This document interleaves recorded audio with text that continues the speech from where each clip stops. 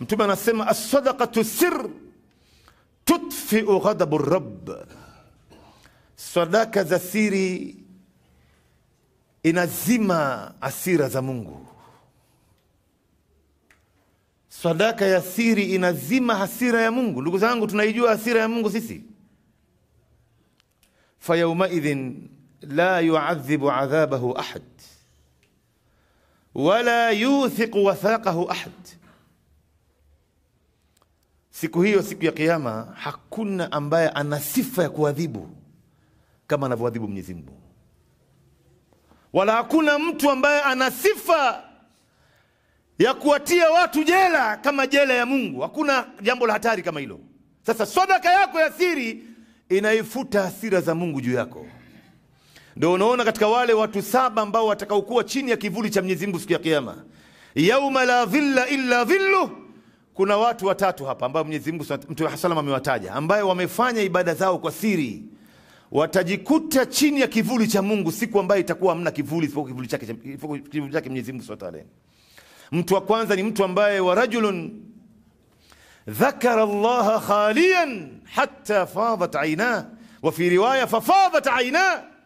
Ni mtu ambaye amemtaja Mwenyezi Mungu akiwa peke yake, imma yuko chumbani au katika sehemu, au amejifungia katika sehemu, ama yuko katika safu ya mbele kule mwisho, akawa yeye anamtaja Mungu, ima analeta dua, ama anasoma adhkar, ama anasoma Qur'an bila mtu kujua, paka macho yake katoa machozi. Ametoa machozi kwa ajili ya Mungu wake, hakuna mtu yote ambaye anayemjua. Atakuwa chini ya kivuli cha Mwenyezi Mungu siku ya kiyama.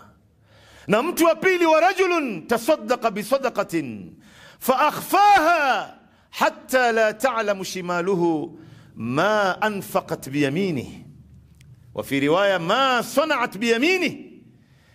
Mtu wa pili ni mtu ambaye anayetoa sadaqa kwa mkono wake wa kulia, akaificha kiasi ambacho mkono wa kushoto usijue mkono wa kulia umetoa nini. Na mtu wa tatu, Mtume sallam, katika watu ambao watakaokuwa chini ya kivuli cha Mwenyezi Mungu siku ya kiyama kwa sababu ya matendo yao ya siri, wa rajulun da'atuhum ra'atan dhata mansibin wa jamal faqala inni akhafu Allah.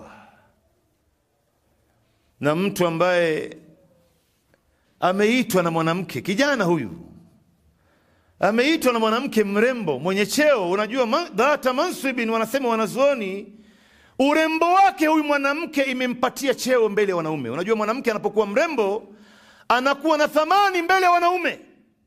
Anamuita mwanamume afanye naye kitendo cha zinaa, faragha yote, kwenye siri yote, wamo chumbani peke yao, akamwambia huyu mwanamke, inni akhafu Allah, wallahi mimi namuogopa Mwenyezi Mungu. Atakwenda kujikuta chini ya kivuli cha Mwenyezi